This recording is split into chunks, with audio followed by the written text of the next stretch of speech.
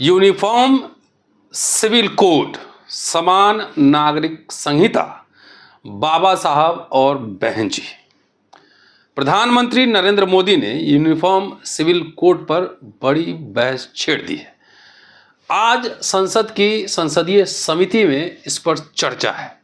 धीरे धीरे विभिन्न राजनीतिक दलों के नेताओं की टिप्पणियां भी आ गई हैं। बसपा सुप्रीमो बहन जी की भी टिप्पणी आई है। आम आदमी पार्टी, सीपीएम, कांग्रेस और बीजेपी के सहयोगी दलों की भी टिप्पणी आई है। क्या है इसके मायने, इसको समझने की कोशिश है। लेकिन इस एपिसोड में मैं आपको ऑथेंटिक स्रोतों के माध्यम से बताने वाला हूं कि आखिर Hindu marriage act, Hindu civil code और यूनिफॉर्म सिविल कोड के बारे में बाबा साहब क्या सोचते हैं। उनके दो भाषणों का जिक्र करने वाला हूं। एक संविधान सभा के समक्ष 4 नवंबर 1948 को और एक 10 जनवरी 1950 को सिद्धार्थ कॉलेज के स्टूडेंट पार्लियामेंट में उन्होंने इसकी व्याख्या की थी। इसके साथ साथ इस एपिसोड में बहन जी के वक्तव्य, आम आदमी पार्टी और तमाम दलों के वक्तव्य पर भी चर्चा करने वाला हूं। पूरा वीडियो देखिए, सुनिए, शेयर और सब्सक्राइब करते रहिएगा। दोस्तों, रतनलाल बोल रहा हूं और आप देख रहे हैं अम्बेडकरनामा। चलिए शुरू करते हैं पहले बाबा साहब के 1948 के वक्तव्य से संविधान सभा के समक्ष। 4 नवंबर 1948 संविधान सभा और रेफरेंस वॉल्यूम 40 पेज नंबर 106 पर जाकर देखिए हिंदी का। डॉक्टर अंबेडकर ने उस भाषण में कहा कि अल्पसंख्यकों को दी गई छूट के प्रबंधों के कारण भी मसौदा संविधान की आलोचना की जा रही है, ड्राफ्ट कॉन्स्टिट्यूशन। इसके लिए मसौदा समिति जिम्मेदार नहीं, संविधान सभा द्वारा लिए गए निर्णयों पर अमल करती है मसौदा समिति। अल्पसंख्यकों को सहूलियतें देने का जो निर्णय संविधान सभा द्वारा लिया गया है और जिस पर अमल किया जा रहा है, मेरी राय में वह सही है। इस बारे में मेरे मन में बिल्कुल संदेह नहीं। इस देश में अल्पसंख्यक और बहुसंख्यक दोनों ने गलत मार्ग अपनाया है। अल्पसंख्यकों के अस्तित्व को नकारना बहुसंख्यकों की गलती है और अल्पसंख्यकों द्वारा अपने अल्पसंख्यकवाद को सीने से लगाए रखना, उसे चिरस्थायी बनाने की कोशिश करना भी उतना ही गलत है। दोनों उद्देश्य साध्य हों, ऐसे उपाय ढूंढना जरूरी है। इस दिशा में आगे बढ़ने की शुरुआत के तौर पर अल्पसंख्यकों का अस्तित्व मानना ही होगा।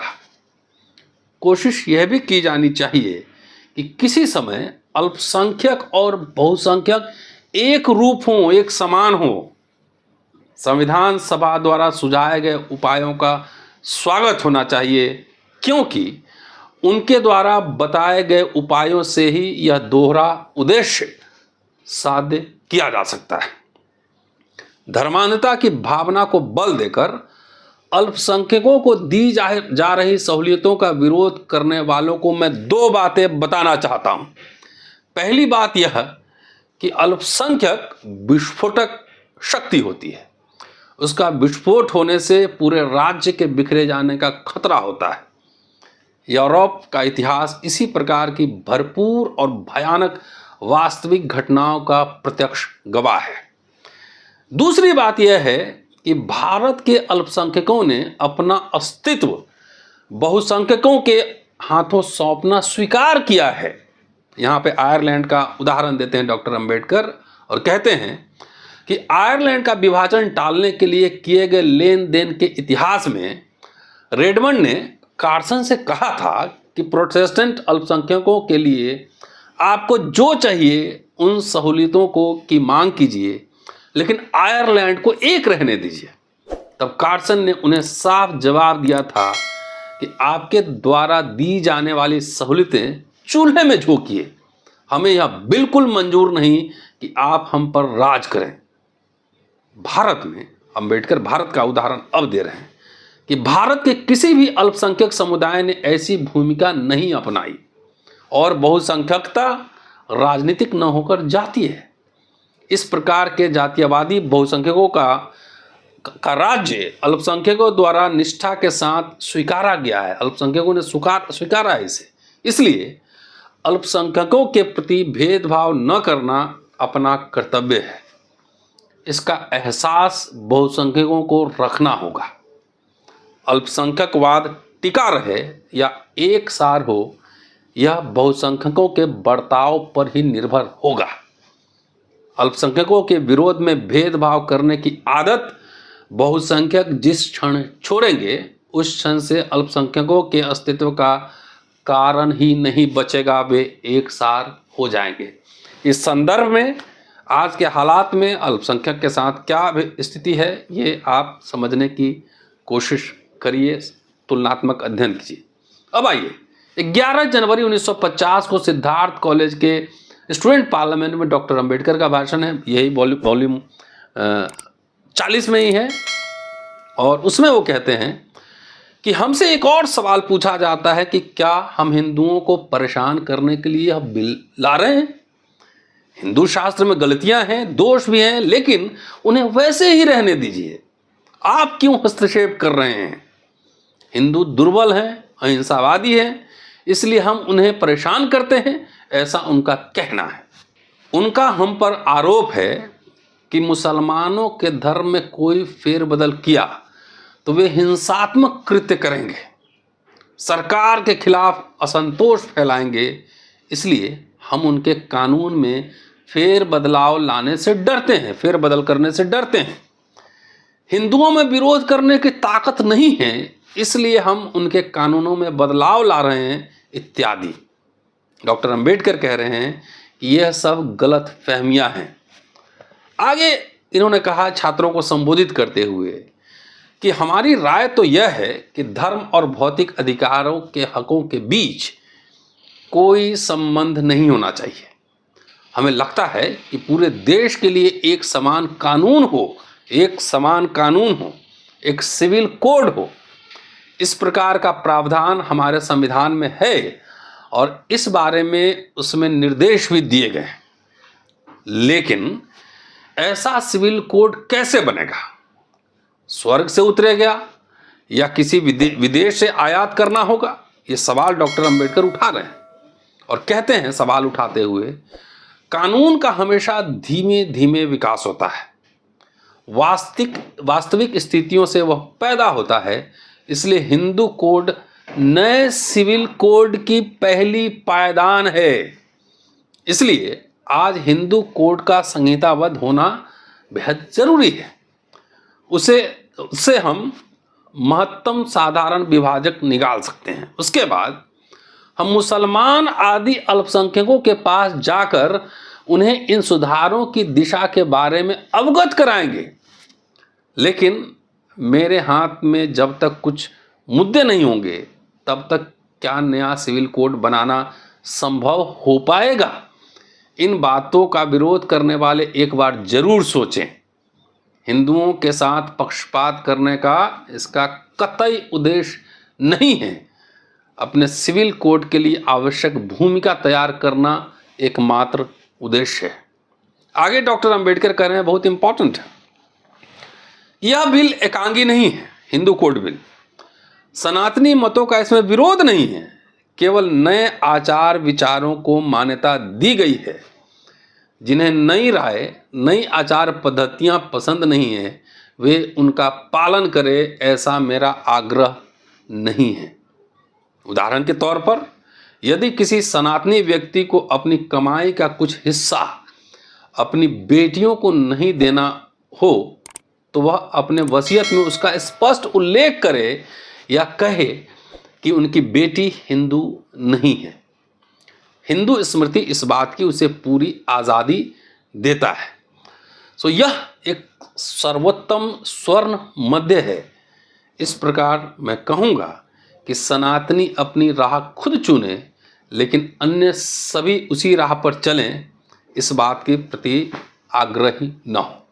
ये डॉक्टर अंबेडकर का ये एक शानदार भाषण है, और इसको चूँकि यूनिफॉर्म सिविल कोड जब लाया जाएगा तब डॉक्टर अंबेडकर को कोट किया जाएगा, उन्हीं के बारे में बात की जाएगी। इसलिए ऑथेंटिक इन्फॉर्मेशन आपके सामने लाना अंबेडकरनामा का उद्देश्य है। इसलिए आप समझिए कि क्या समाज उस स्थिति में पहुंचा है जहां पर जाके बातचीत हो, संवाद हो। अगर नहीं तो इस पर सवाल उठना लाजमी है। आइए अब समान नागरिक संहिता को लेकर देश में पिछले कई दिनों से बहस छिड़ी हुई है। धीरे धीरे इस मसले पर राजनीतिक दलों के विचार सामने आए हैं। इसी क्रम में बीएसपी की चीफ मायावती ने रविवार यानी संडे 2 जुलाई को यूनिफॉर्म सिविल कोड पर अपना समर्थन दिया है, और वो कंडीशनल समर्थन। लखनऊ में प्रेस कॉन्फ्रेंस करके उन्होंने कहा कि उनकी party UCC uniform civil code का विरोध नहीं करती। वहीं भारतीय जनता पार्टी की राजनीति को लेकर उन्होंने बीजेपी की आलोचना भी की। बहुजन समाज पार्टी प्रमुख मायावती ने रविवार को कहा कि उनकी पार्टी समान नागरिक संहिता को लागू करने के खिलाफ नहीं है। उनका मानना है कि इससे सांप्रदायिक सद्भाव पैदा होगा। कैसे होगा ये नहीं पता है। डॉक्टर अंबेडकर जो बात कह रहे थे 1951-48 में, उसको संदर्भ में लिया जाना चाहिए। क्या समाज में वैसी स्थिति हुई है कि जहां संवाद हो सके, वाद विवाद हो सके। मुसलमानों पर कितने हमले हुए हैं, लव जिहाद को लेकर, मांस को लेकर, तमाम सारे मसले हैं। खैर, इस पे एक अलग बहस होनी चाहिए। उन्होंने कहा है कि हमारी पार्टी बसपा यूसीसी के कार्यान्वयन के खिलाफ नहीं है, लेकिन जिस तरह से बीजेपी देश में समान नागरिक संहिता को लागू करने की कोशिश कर रही है, हम उसका समर्थन नहीं करते हैं। इस मुद्दे पर राजनीति करना और जबरदस्ती यूसीसी को देश में लागू करना ठीक नहीं है। आगे उन्होंने कहा कि यूसीसी देश को कमजोर नहीं करेगा, बल्कि देश को मजबूत करेगा और इससे सांप्रदायिक सद्भाव भी बढ़ेगा। लेकिन भारत एक विशाल आबादी वाला देश है। यहाँ हिंदू, मुसलमान, सिख, ईसाई, पारसी, बौद्ध सहित अलग अलग धर्मों को मानने वाले लोग रहते हैं। इनके खान पान, रहन सहन, जीवन शैली के अपने तौर तरीके और रस्म रिवाज हैं। इसे नज़रअंदाज नहीं किया जाना चाहिए। दूसरी महत्वपूर्ण बात उन्होंने कही है, लेकिन उनके वक्तव्य में एक तरह का अंतर्विरोध झलक रहा है। पहले समाज की समीक्षा हो कि क्या समाज यूनिफॉर्म सिविल कोड को लागू करने के लिए तैयार हुआ है। आगे मायावती ने कहा है कि यूसीसी को जबरन लागू नहीं किया जाना चाहिए और इस मामले पर आम सहमति होनी चाहिए।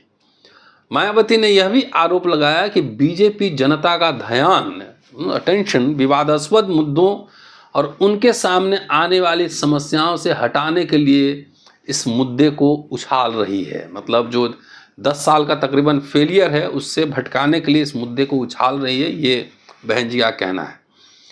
आगे उन्होंने कहा प्रेस कॉन्फ्रेंस में कि यूसीसी पर राजनीति नहीं होनी चाहिए।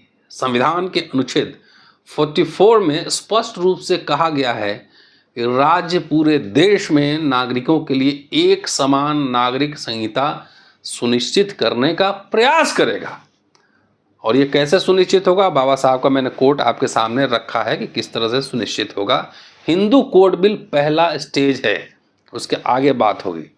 आगे उन्होंने कहा कि संविधान की धारा 44 में यूसीसी बनाने का प्रयास तो वर्णित है, मगर इसे थोपने का नहीं। इसलिए इन सभी बातों को ध्यान में रखकर ही बीजेपी को देश में यूसीसी को लागू करने के लिए कोई कदम उठाना चाहिए था। हमारी पार्टी यूसीसी को लागू करने के लिए खिलाफ नहीं है, बल्कि बीजेपी और इनकी सरकार की ओर से इस देश में लागू करने के तरीके से सहमत नहीं है। सोच लीजिए बात क्या है। क्या हिंदू समाज, धर्म, व्यवहार एक हो चुका है? दलित और ब्राह्मणों में और तमाम जातियों में भेदभाव खत्म हो गया है? इस पे भी सोचना चाहिए। भाई मुसलमान को साइड कर दें तो भी हिंदू समाज एक हो चुका है? ये सवाल यहाँ पे खड़े कर रहा हूँ। जब कल उन्होंने प्रेस कॉन्फ्रेंस किया, उसके थोड़ी देर बाद ही समाजवादी पार्टी के प्रवक्ता हैं सुनील सिंह साजन, उन्होंने प्रतिक्रिया देते हुए कहा कि मायावती जी ने जो कहा है वही बात एसपी प्रमुख अखिलेश यादव बार बार कहते रहे हैं कि बीजेपी अपना एजेंडा सेट करने की कोशिश कर रही है। सपा हमेशा बीजेपी की ओर से निर्धारित नफरत और विभाजन के एजेंडे के खिलाफ है। आम आदमी पार्टी ने सैद्धांतिक समर्थन दिया है। कांग्रेस ने कहा कि इस स्तर पर यूसीसी अवांछनीय, अनडिजायरेबल है। विपक्ष ने केंद्र पर 2024 के लोकसभा चुनाव से ठीक पहले राजनीतिक लाभ लेने के लिए उस मुद्दे को भुनाने का आरोप भी लगाया है। इसके अलावा बीजेपी के सहयोगी मेघालय के मुख्यमंत्री कॉनराड संगमा और केरल के पिनराई विजयन ने इस मुद्दे पर अपनी आपत्ति व्यक्त की है। सीएम संगमा का कहना है कि यूसीसी आइडिया ऑफ इंडिया के खिलाफ है। वहीं पिनराई विजयन का कहना है कि यह बीजेपी का चुनावी एजेंडा है। तो सोचिए, हम लोग स्कूल में पढ़ते आ रहे हैं विविधता में एकता, कि भारत सैकड़ों हजारों भाषाओं, कल्चर, संस्कृतियों का देश है। यहाँ पे ट्राइबल एरिया है, वहाँ कुछ और सिस्टम है, सिखों का और सिस्टम है, कुछ और सिस्टम है। इसकी पूरी भावना को संविधान में पिरोने की कोशिश की गई थी। और जो यूनिफॉर्म सिविल कोड है, जिसकी चर्चा डॉक्टर अंबेडकर 1948 और 1951 और बहुत और भाषण में वो कर रहे हैं, वो कह रहे हैं कि एक आदर्श स्थिति होगी जहाँ पे कि बहुसंख्यक और अल्पसंख्यक एक हो जाए, ऐसी स्थिति आए कि एक हो जाए, भेदभाव नहीं रहे, संवाद हो, तो उस समय ये स्टेज आ सकता है। और ये जिम्मेदारी ज़्यादातर बहुसंख्यकों की है। और यूरोप के इतिहास से उन्होंने, आयरलैंड का एग्जाम्पल आपने सुना ही, बहुत सारे उदाहरण यूरोप के इतिहास में हैं कि कह रहे हैं कि अल्पसंख्यक को अगर ज़्यादा आप दबाएंगे, ज़्यादा भेदभाव, विस्फोटक शक्ति भी हो सकता है। और कहते हैं ना, जब आपके पास खोने के लिए कुछ नहीं हो तो संघर्ष ही रास्ता बचता है। भारत कितना यूनिफॉर्म हुआ है, ये सोचने की ज़रूरत है। विभिन्न जातियों के बीच तनाव, वर्गों के बीच तनाव, संस्कृतियों के बीच तनाव घटा है या बढ़ा है, ये सोचने की ज़रूरत है। मणिपुर में मैती और कुकी के बीच में बॉर्डर बन चुका है, कितने बॉर्डर और बनेंगे, सारे सवाल हैं। सोचते रहिए, देखते रहिए अम्बेडकरनामा। जल्दी मिलता हूँ आपसे अगले एपिसोड में। शुक्रिया। जय भीम।